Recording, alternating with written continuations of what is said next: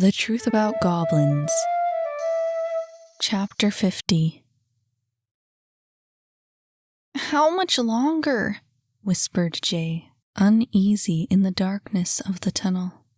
"I thought you said something about some stairs." "Just keep going," said Annie. "I know they're at the very— Ugh!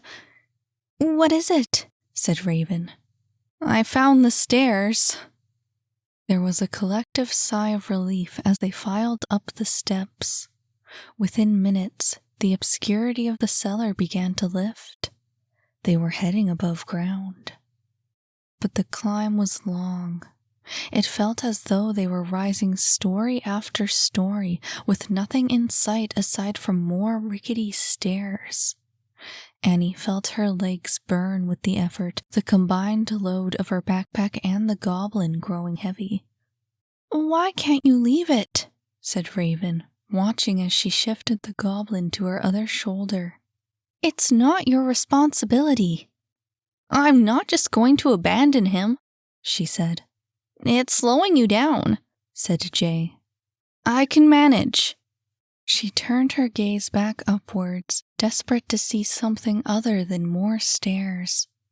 Finally, she spotted it, a small window of dim light directly overhead. "Is that it?" said Jay. "It looks like—" A gentle breeze drifted down the stairs. Annie took in a breath of fresh air as she mounted the last few steps, eager to escape the dank passage. The window, upon closer inspection, turned out to be a square hole in the ceiling, just the right size for a trap door. And as Annie reached up and stuck her head outside, she realized that it was a door. The last person through had left the hatch wide open.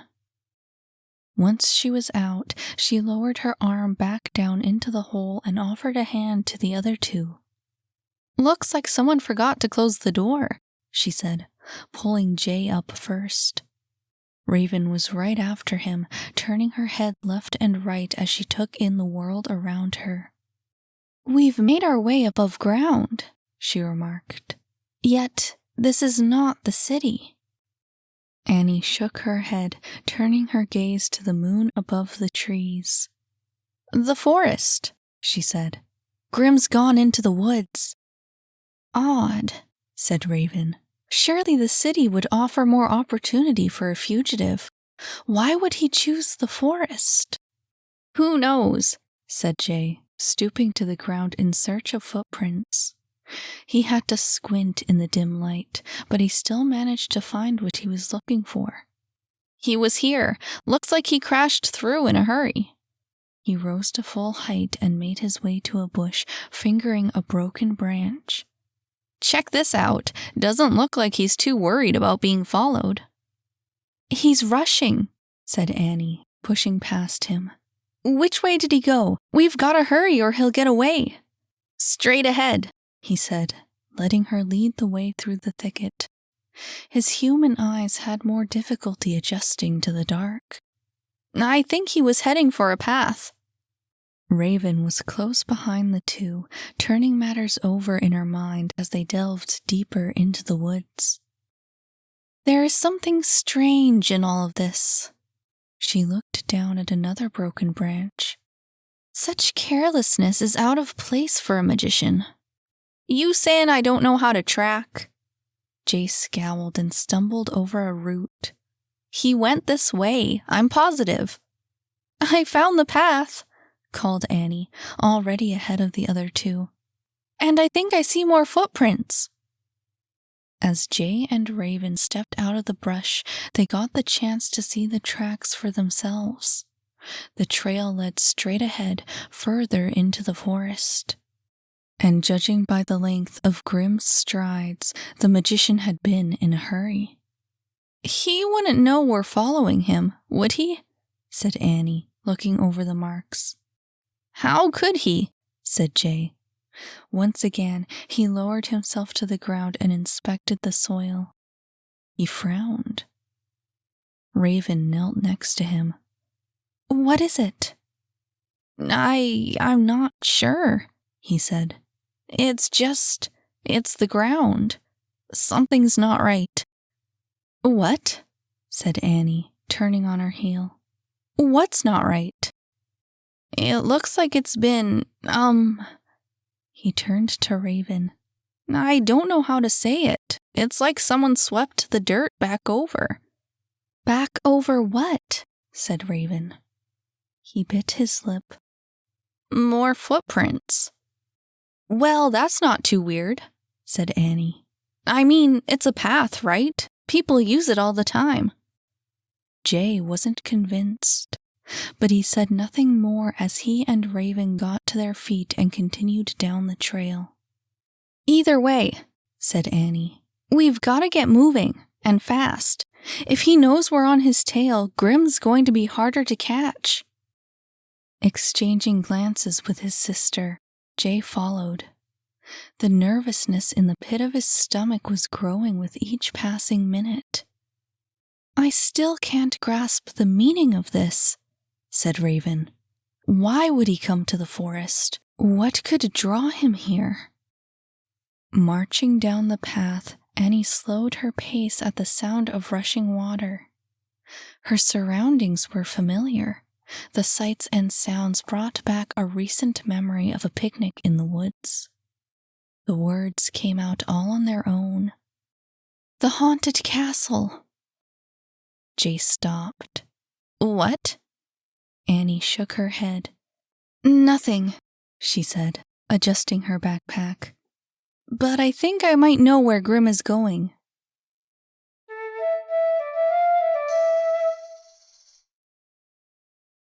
Another earthquake, greater than the last. It came swiftly, shaking the walls, the ceiling, the floor. Once again, the lights flickered, more dishes fell, along with a wave of keepsakes from the shelves overhead. And when it finally came to an end, the apartment was dark. The lights did not come back on. "You guys okay?" Kit's question was met with a series of groans. He coughed, pulling himself out of the cellar. "Great, power's out for good this time." Saphira reached up and grabbed his hand. "4 more. Bellator doesn't know." I know. He pulled her out. "We're gonna have to shut him down ourselves." "What?" Yang poked his head out the hole, his dark hair covered in dust. "What's going on?" "Later," said Kit, offering him a hand. "We don't have time." Time for what? I'll tell you on the way." He pulled him to his feet and headed for the door. "We gotta hurry before another quake hits." Yang stayed behind. But Jack, my sister. We'll all be dead if you don't get your ass through that door." Yang's face went white, and he went silent. Pulling his hood back over his head, he slinked past him and headed for the door. No more arguing. Kit sighed, wiping the sweat from his forehead. He could feel his heart beating through his chest. "No time." He turned back to Saphira. "Stay here." And with that, he looked to the door. If the last earthquake had been any indication, he knew they had to hurry. They didn't have time to wait for Bellator. Was he lying? Kit stopped. When he was leaving, when he told me to stay. He sighed and turned back. Her eyes were vacant. She stood still in the middle of the room, but she really wasn't there at all. "Do you remember?" She was looking through him. "Was he lying?" He didn't answer. He couldn't answer. What could he say? Another sigh. "Stay here." He turned away, back to the door. "We'll be back soon." There was no response, only silence. She stared at him a long while before turning her gaze to the floor. Jack! Yang was waiting, and they were running out of time. With a final glance in her direction, Kit slipped through the door and closed it behind him, leaving Saphira alone. She stood, watching, but she didn't hear the door shut or the sound of his feet on the stairs. She didn't hear anything, aside from a faint echo, a weak string of sound that existed only in her memory. The piano. It stood in the center of the room now, crooked, misplaced.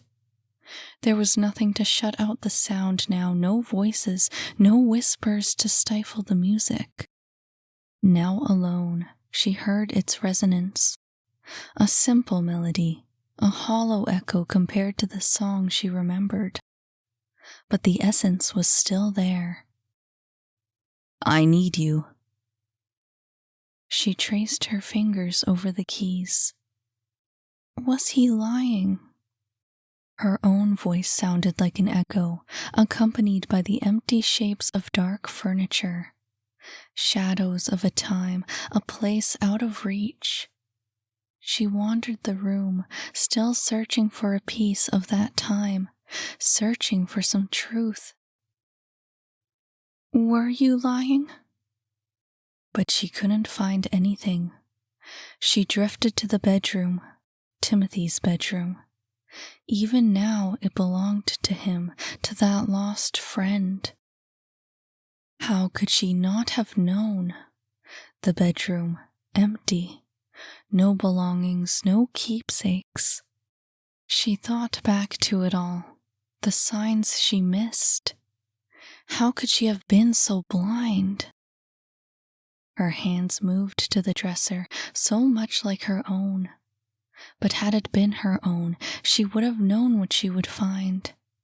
A photograph, a ring, a small collection of trash and trinkets that would mean little to anyone else, but were priceless to her. The drawer before her, however, was empty. There was nothing inside. Of course there was nothing. What was she expecting? She was about to shut the drawer when she caught sight of something in the corner. It was too dark to see what it was, but she brought it out of the dresser. Its shape became familiar. A small wooden box. Afraid, she hesitated. Taking a seat on the bed, she continued to stare at the box in her hands. It was empty. It had to be. Like the drawer, like the apartment, like everything he had said. Your heart will be broken if you choose to love.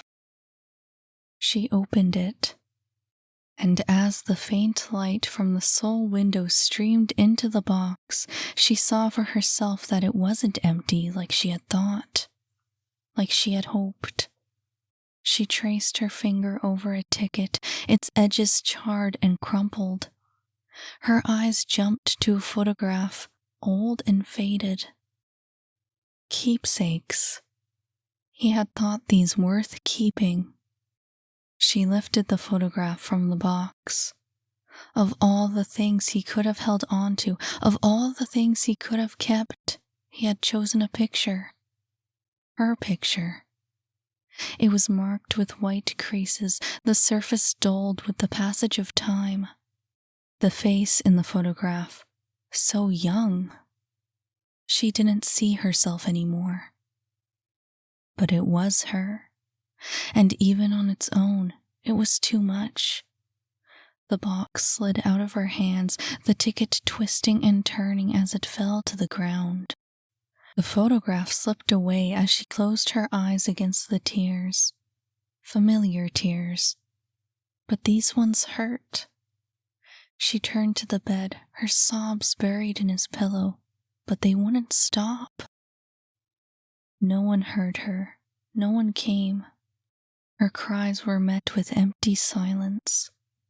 She lay still in the dark, and she knew she was alone. He was never coming back.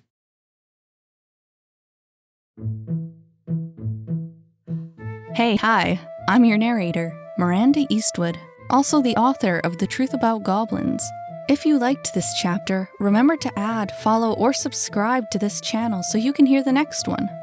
And if you didn't like this chapter, oh well, I can't really do anything about that. In any case, I just thought I'd let you know about my Patreon. You can check it out if you'd like to throw some support my way. It would mean a lot to me. Not to mention there's loads of extra exclusive content that I only post on Patreon. While I'm at it, I'll mention that The Truth About Goblins is now available as a complete audiobook, and you can get it wherever you get your audiobooks. Thanks for listening.